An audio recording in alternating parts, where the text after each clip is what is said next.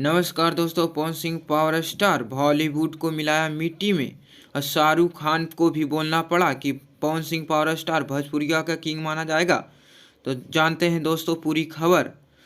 जानकर भी मजबूर हो जाएंगे तो बताएंगे पूरी खबर। तो अगर अभी तक वीडियो को लाइक नहीं तो वीडियो को लाइक कीजिए, चैनल पे नहीं तो सब्सक्राइब कीजिएगा। तो चलते बिना टाइम गए अपने वीडियो को करते हैं स्टार्ट। दोस्तों की पवन सिंह पावर स्टार बॉलीवुड को भी पीछे छोड़ दिया है।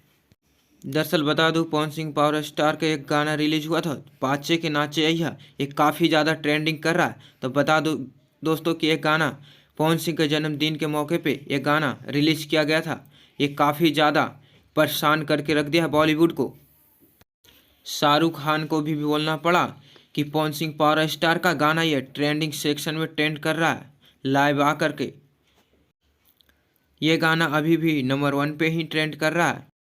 पवन सिंह पावर स्टार का म्यूजिक सेक्शन में अगर जाएंगे तो इनका नंबर 1 नंबर पे ट्रेंड कर रहा है और शाहरुख खान के दूसरा नंबर पे ट्रेंड कर रहा है, क्योंकि एक गाना रिलीज किया गया था बॉलीवुड का जो 1 नंबर पे ट्रेंड कर रहा था, जो कि पीछे कर दिया।